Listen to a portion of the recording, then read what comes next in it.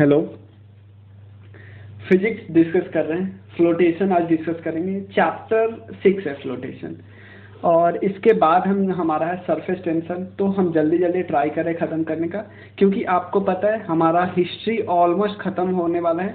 Medieval history का last chapter बचा है मराठा और अकबर शाहजहां औरंगजेब के बारे में बचा हुआ है बस। क्लियर? तो और पॉलिटिकल साइंस भी चल रहा है, ज्योग्राफी भी चल रहा है, आप देख सकते हो। और बाकी इकोनॉमिक्स का एमसीक्यू सर करा रहे हैं, तो डिस्कस करते हैं आगे। इसमें सबसे पहले मेरा नाम है धीरज, और आप एफबी, इंस्टा, टेलीग्राम पे मुझसे जुड़ सकते हो। एनसीईआरटी जोन से नाम से है। व्हाट्सएप एंड टेलीग्राम भी मुझे कर सकते हो इस पर्टिकुलर नंबर पे 9582062485। आप कंट्रीब्यूट भी कर सकते हो सेम नंबर पे। क्लियर? तो सबसे पहले डिस्कस करते हैं फ्लोटेशन होता क्या है। इसको डिस्कस करने से पहले एक चीज मैं आपको बताता हूँ। मान लो एग्जांपल लेते हैं। एक लिक्विड का बाल्टी है, मान लो इसमें पूरा भरा हुआ liquid. Clear?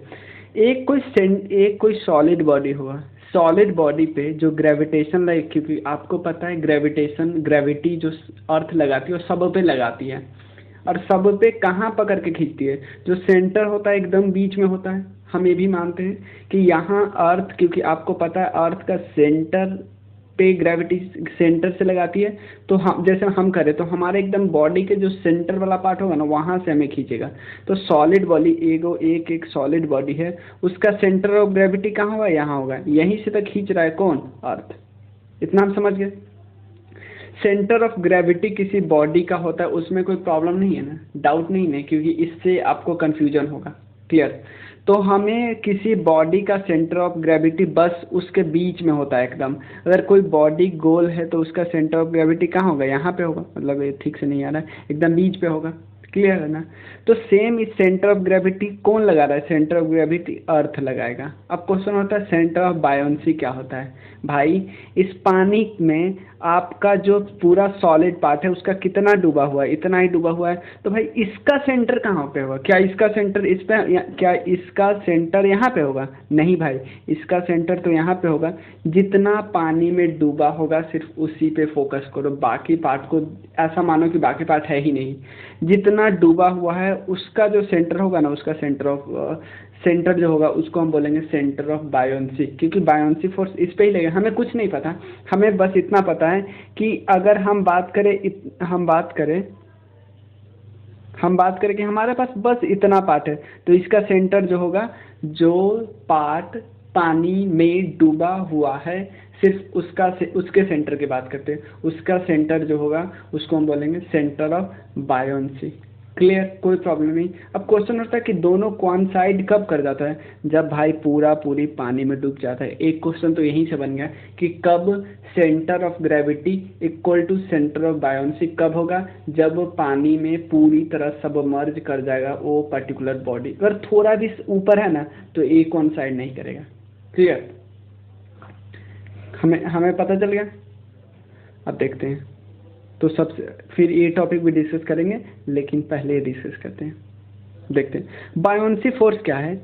When A body is immersed partly और होली, मतलब कि या तो कोई बॉडी पानी में आधा डूबा हुआ है या पूरा डूबा हुआ है, एक फोर्स लगता है। ध्यान देना, एक फोर्स लगता है। किस तरह? लिक्विड के तरफ से एक फोर्स लगता है कि इसको डूबने न दिया जाए। इस फोर्स को ही हम बायोंट फोर्स बोलते हैं। तो बायोंट फोर्स जो हमेशा होगा ग्रेविटी के उल्टा होगा। हमें कोई कंफ्यूजन नहीं, ग्रेविटी के उल्टा, क्योंकि ग्रेविटी नीचे की तरफ लग रहा है, लेकिन ये तो लिक्विड लगा रही ऊपर की तरफ। ऊपर की तरफ लगाने का मतलब है ये लिक्विड चाहती नहीं है कि ये बॉडी मुझ में डूब जाए। क्लियर? समझ गए? होली और लिक्विड ये समझ गए। ये वाला कंडीशन है कि कोई बॉडी या तो थोड़ा डूबा हुआ है या पूरा डूबा हुआ है। एक फोर्स लगता है उस बॉडी पे।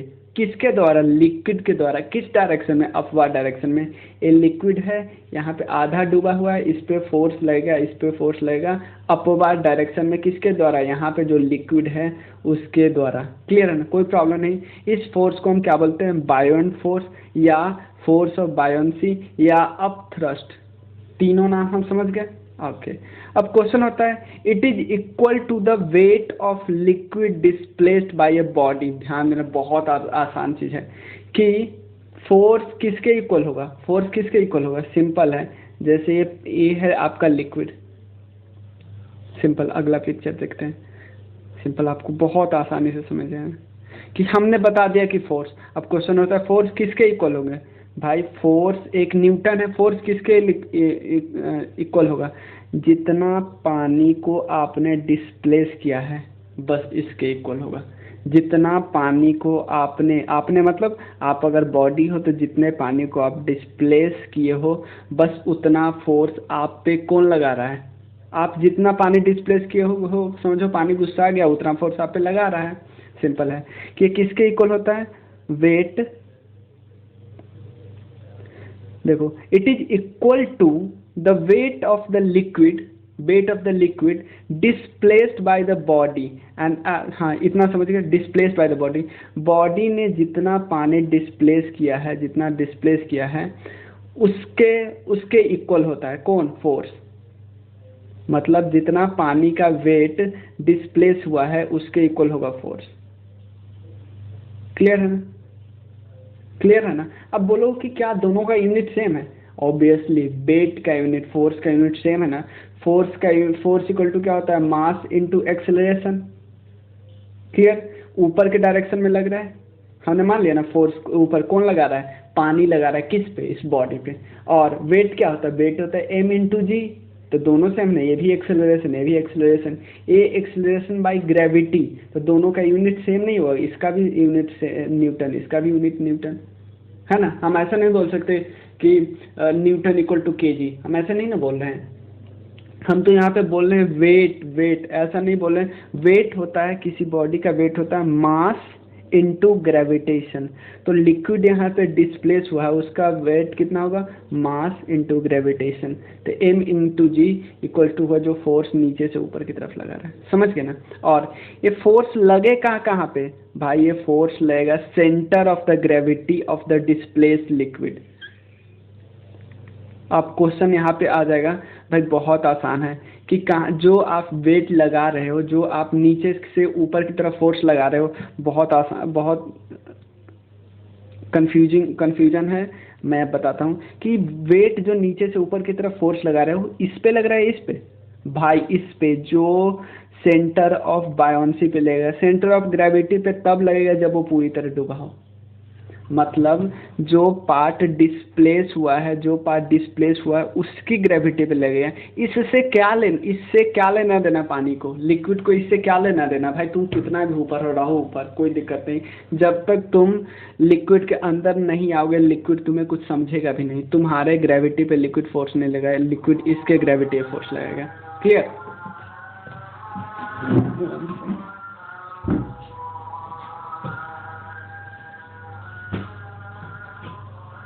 हाँ क्लियर, ये दोनों समझ गए, फुल्ली इमर्स, पार्शली इमर्स। अब नेक्स्ट टॉपिक डिस्कस करते हैं, इसमें क्या है, आर्किमेडिस प्रिंसिपल क्या है। देखो मैं इस बारे डेफिनेशन को इसलिए समझाया क्योंकि ये डेफिनेशन से आपका पूरा चैप्टर क्लियर हो जाएगा। ध्यान से सुनना बस। देखो ये स्टडी पहली बार आर्किमेडिस ने किया था, इसलिए इसको आर्किमेडिस प्रिंसिपल बोला जाता है। सेम यही बात बोला था, when a body is immersed partly और wholly in a liquid there is a apparent loss in the weight of the body which is equal to the wait.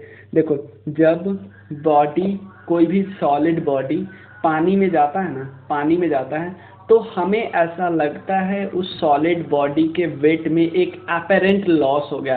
ध्यान देना, एक्चुअली में लॉस नहीं होता है, एक अपैरेंट लॉस हो जाता है। लगता है कि लॉस हो गया, लगता है कि लॉस हो गया तभी तो तैर रहा है। तो अब लॉस हुआ, मान लो हम बात करते हैं जो सॉलिड बॉडी डूबा नहीं, मतलब तैर रहा है, तो सॉलिड बॉडी में के वेट में जो आप देखो मास कभी भी फेरबदल नहीं हो। हम यहाँ पे बार बार वेट बोल रहे हैं। सॉलिड बॉडी के वेट में अपरेंट लॉस हुआ, वो किसके बराबर है, वो किसके बराबर है, यहीं पे तो हमने देखा वो लिक्विड जितना डिस्प्लेस हुआ है उसके बराबर है। जितना लिक्विड डिस्प्लेस हुआ उसके बराबर है वो वेट। क्लियर। अब क्वेश्चन है कि अब लॉ ऑफ फ्लोटेशन बोलते हैं।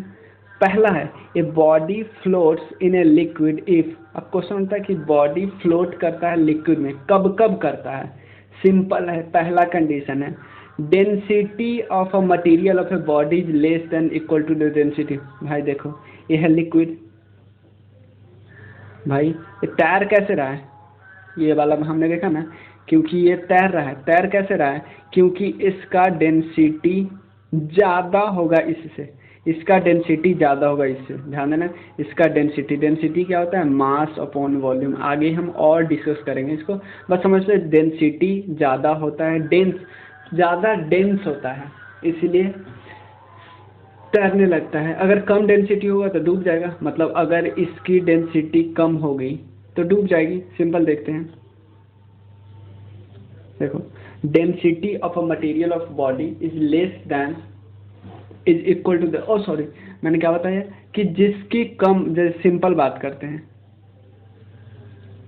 देखो इसकी डेंसिटी, जिसकी डेंसिटी कम होगी वो तैरेगी, डेंसिटी कम होगी वो तैरेगी। सिंपल बात बताते हैं, डेंसिटी का मतलब क्या होता है? Mass upon volume. अब बोलो कि जो सुई डूब क्यों जाती है? क्योंकि सुई का वॉल्यूम बहुत कम होता है, एक पतली, वॉल्यूम का मतलब है कितना स्पेस वो घेर के रखता है, और ऊपर होता है मास। मास देखो बैलून की बात करें तो बैलून का भले ही मास एकदम कम होता है लेकिन वॉल्यूम बहुत ज़्यादा। जैसे अगर बात करो जहाज की, जहाज का मास भले ही ज़्यादा होता है, जैसे मास उसका है मान लो 1000 kg, लेकिन वॉल्यूम वो 10,000 मीटर क्यूब स्पेस की घेर के रखता है।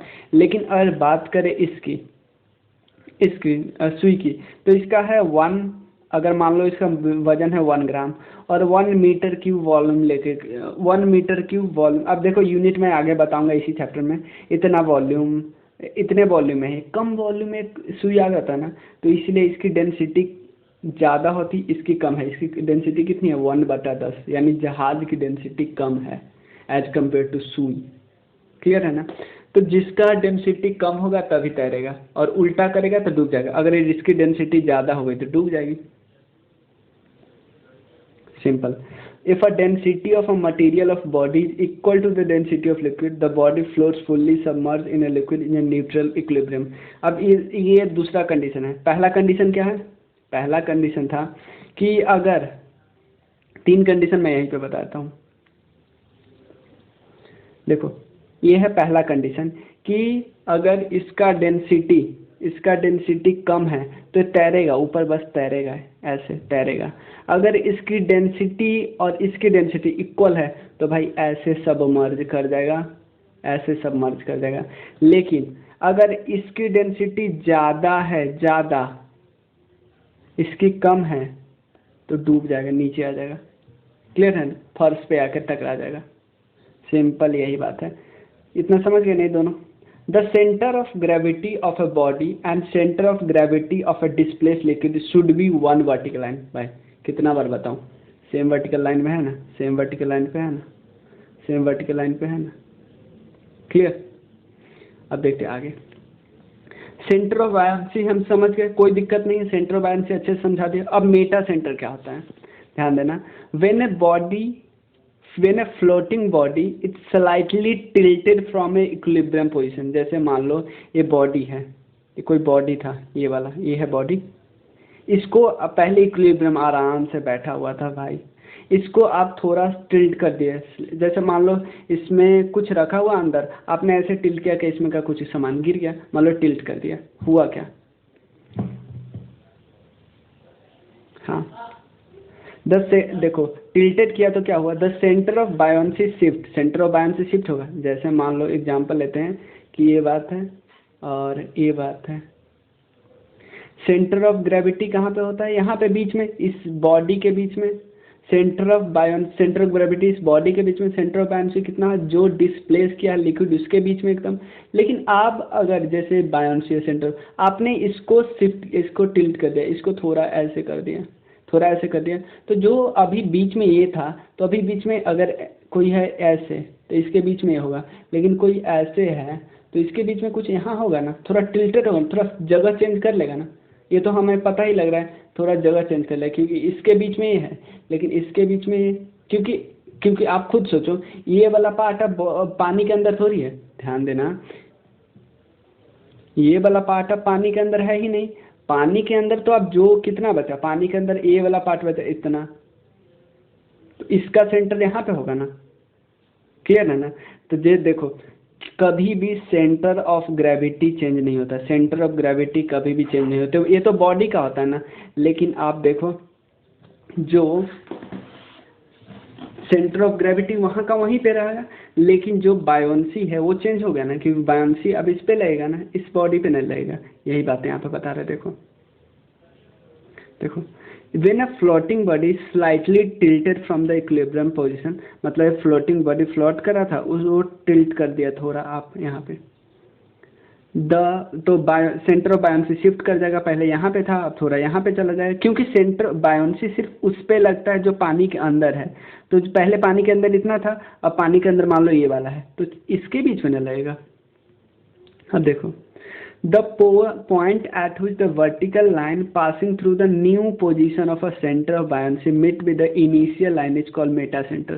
सिंपल बता रहा है कि ये पॉइंट देखो देखो the point at which the vertical line passing through the new position of center of buoyancy meet with the initial line is called meta center। ध्यान देना, ये पार्ट की बात कर रहा है कि देखो ये है, देखो ये वाला है सेंटर ऑफ ग्रेविटी का लाइन, ये है बायोन्सी का लाइन, जहाँ पे मिला उसको मेटा सेंटर बोल दिया। सिंपल बात है। मेटा सेंटर का हाइट कितना होगा, मेटा सेंटर का हाइट ग्रेविटी के हाइट, ग्रेविटी का वर्टिकल जितना हाइट होगा ना, इसको मेटा सेंटर हाइट बोलते हैं, कि ग्रेविटी के जो सेंटर ऑफ ग्रेविटी से कितना हाइट दूर है। पहले तो नॉर्मल है, पहले तो ग्रेविटी से इतना हाइट है, लेकिन अब जो हाइट होगा वो मेटा सेंटर हाइट बोलेंगे, जब जो ग्रेविटी होता है सेंटर ऑफ ग्रेविटी और मेटा सेंटर के बीच के डिस्टेंस को, वर्टिकल डिस्टेंस, ये वाला डिस्टेंस नहीं, वर्टिकल डिस्टेंस को हम मेटा सेंट्रिक हाइट बोलेंगे। क्लियर है ना, हम समझ गए ना। देखो when a floating body slightly tilted from equilibrium position, मतलब इक्विलिब्रियम पोजीशन आराम से बैठा हुआ था, आप इसको थोड़ा टिल्ट कर दिए तो सेंटर ऑफ बायोन्सी तो शिफ्ट होगा। ध्यान देना, सेंटर ऑफ ग्रेविटी कभी भी शिफ्ट नहीं होगा, सिर्फ और सेंटर ऑफ बायोन्सी शिफ्ट होगा, क्योंकि सेंटर ऑफ बायोन्सी है कि डिस्प्लेस्ड लिक्विड, भाई जहाँ पे डिस्प्लेस्ड लिक्विड यहाँ अलग हो गया तो अब तो अलग होगा ही ना होगा, लिक्विड डिस्प्लेस्ड पार्ट लिक्विड का ही अलग हो गया ना।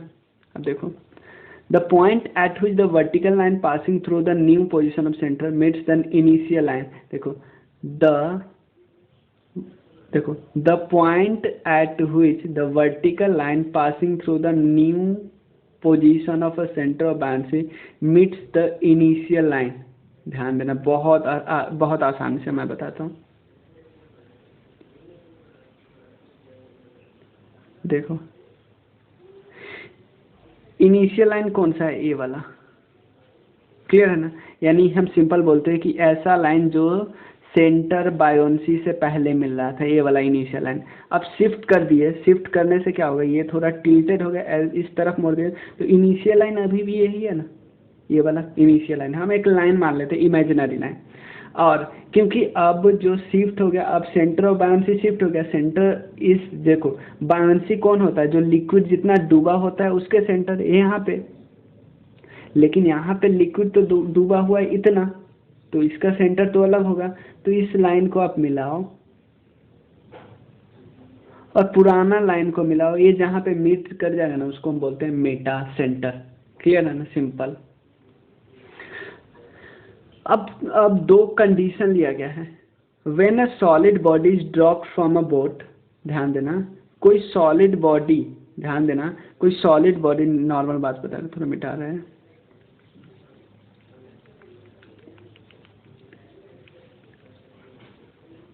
सिंपल मैं आपको बता रहा हूँ कि पहले आप बोट से कहीं जा रहे हो, यहाँ पे आप बैठे हो, कुछ भी आपके पास बहुत सारा सामान है, ये पूरा लिक्विड है।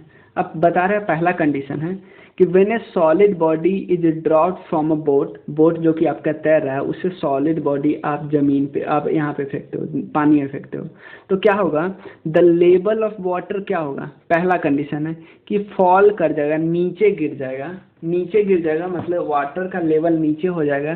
कब, जब the density of solid greater than the density of water and body will sink. यानी बताया जा रहा है कि water, the level of water, ध्यान देना, इस वाटर का लेवल क्या होगा, थोड़ा घट जाएगा। कब? जब density of that body, density of solid, यानी सुई जो आप फेंक रहे हो इस पानी में, तो सुई की डेंसिटी ज़्यादा होती है पानी से, सुई डूब जाएगी। सुई की डेंसिटी ज़्यादा होती है, एक सुई जो कि आयरन नेल की हम बात करें उसकी डेंसिटी ज़्यादा होती है पानी से, तो पानी में क्या होगी, डूब जाएगी और वाटर का लेवल फॉल कर जाएगा। ये वाला याद रखना। आपसे पूछेगा कि किस कंडीशन में, ये बहुत घुमाता है क्वेश्चन, क्योंकि एक बारी आपके क्लियर हो जाएगा ना फिर दिक्कत नहीं होगा। यानी जो डूब जाएगी ना, डूबने के कारण क्या होगा, वाटर फॉल कर जाएगा, इतना समझे, डूबने के कारण वाटरफॉल। दूसरा कंडीशन नॉर्मल, एक तो नॉर्मल कंडीशन है, क्योंकि इसमें आपको फंसा नहीं सकता, एग्जामिनर आपको फंसाएंगे तो इसी में फंसाएंगे, इसमें नहीं फंसा सकते। अगर मान लो क्वेश्चन होता है कि कब, किस केस में होगा जो हमारा वाटर लेवल अनचेंज रहेगा, भाई एक केस में, जब यहाँ पे रिमेन अनचेंज होगा, जब density of solid less than density of water. अगर मान लो आप बैलून का फेंको तो बैलून तो ऊपर तरता रहेगा ना भाई, बैलून से तो कोई वाटर लेवल को कोई फर्क ही नहीं पड़ेगा, वो तो आराम से ऊपर तैरता रहेगा, क्लियर है ना। तो उससे कोई फर्क नहीं पड़ेगा, वाटर लेवल कम ज़्यादा कुछ नहीं होगा। कम कब होगा, जब एक सुई आप नीचे फेंके ज़मीन में, सुई अगर पानी में फेंके तो वाटर लेवल थोड़ा ड्रॉप कर जाएगा, वाटर लेवल ड्रॉप कर जाएगा, क्योंकि वो सुई पानी में डूब जाता है। अब एक और कंडीशन ले लेते हैं, 3 कंडीशन टोटल दिया है। When a piece of ice, अब क्वेश्चन है कि अगर आइस, आप जैसे अभी भी इसी केस की मैं बात करें कि आप हो बोट पे, चाहे नॉर्मल बात कर रहे थे कि एक आपका ग्लास है, इसमें आइस का एक ड्रॉप डाल रहे हो, क्लियर है ना। When a piece of ice floating in a liquid, अब यहाँ पे क्योंकि यहाँ पे डाले तो अभी फ्लोट कर रहा है, यहाँ पे फ्लोट कर रहा है। अभी फ्लोट करने के बाद क्या है कि अगर ये मेल्ट कर जाता है, कंप्लीटली मेल्ट कर जाएगा तो क्या होगा, तो when a piece of ice floating in a liquid melt completely, तो जो लेवल होगा वाटर का, क्या फ़र्क पड़ेगा, वाटर का लेवल में फ़र्क पड़ेगा। भाई देखो, सबसे पहले रिमेन्स अनचेंज रहेगा अगर डेंसिटी वाटर की और लिक्विड की डेंसिटी सेम हो।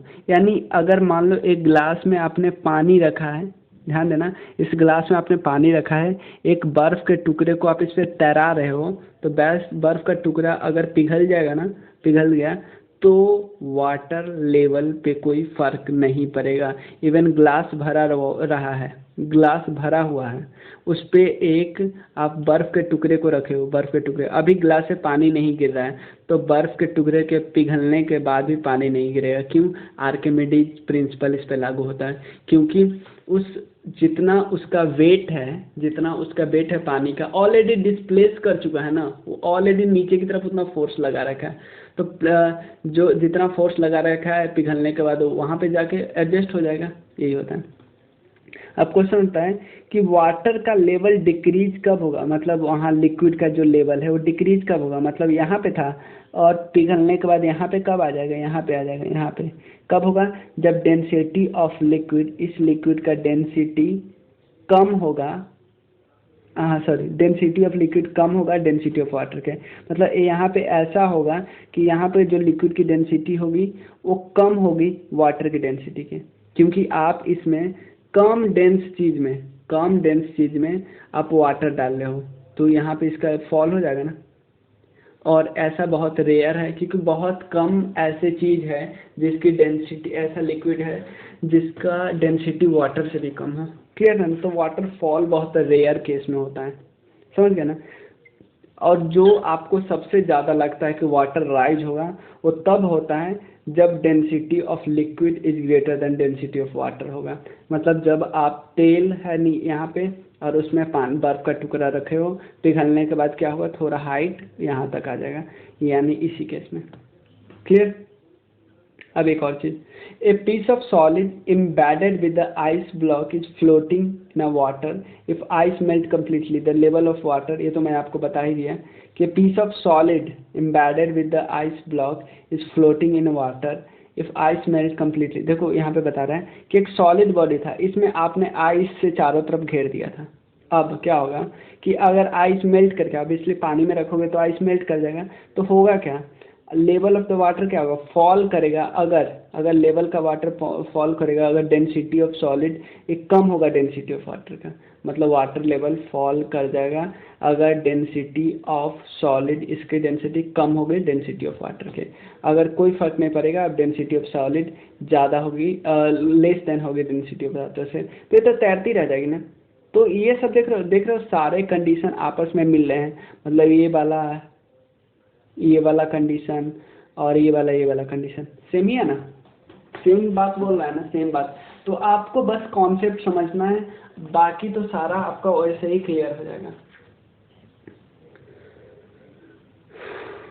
लास्ट टॉपिक है हमारा condition of stable equilibrium of a floating body when a meta centre always be higher than the centre of gravity. यहाँ पे बताया जा रहा है कि मेटा सेंटर, जो मेटा सेंटर है, always higher than the centre of gravity. Obviously कोई चांस ही नहीं है कि सेंटर ऑफ ग्रेविटी कम हो, नीचे हो।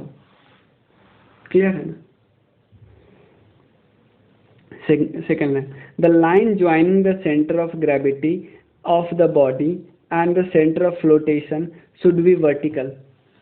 Obviously, the line joining center of gravity of a body and center of flotation, ये सब किसके बारे में बात करें, ये सब हमेशा बात करें स्टेबल इक्विलिब्रियम। भाई ये इस केस की बात नहीं करें, कहाँ स्टेबिलिटी है, ये बात करें कि सेंटर ऑफ ग्रेविटी और सेंटर ऑफ बायोन्सी दोनों वर्टिकल लाइन होगा। किस केस में, स्टेबिलिटी के केस में। स्टेबल आराम से ये बैठा हुआ है भाई, इस केस में आपने स्टेबिलिटी रखी, इस में तो आपने हिला दिया ना, हिला दिया तो आप इसको कि क्या इस पोजीशन में कोई सॉलिड बॉडी रह सकता है, ये फिर से धीरे धीरे ऐसे ऐसे ऐसे करके फिर से धीरे धीरे ऐसे हो जाएगा, स्टेबल हो जाएगा ना। तो बात करें हम सिर्फ स्टेबिलिटी की, तो क्या अगर स्टेबिलिटी, कोई स्टेबल बॉडी नहीं है तो उसका centre of gravity, centre of buoyancy कभी कभी एक लाइन में होंगे ही नहीं।